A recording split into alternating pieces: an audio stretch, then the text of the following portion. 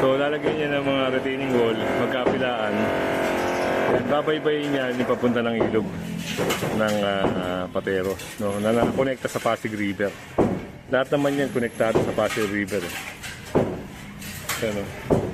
Anong nangyari kasi, siguro yung mga dati, ito ay nasarahan, no? Parang nawala sa mapa.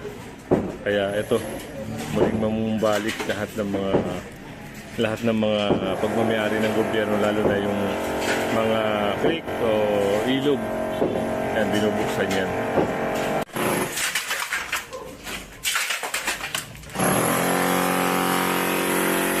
Yan, ginagamit ka ng tipping gun. At least mabilis. Ting bang ting.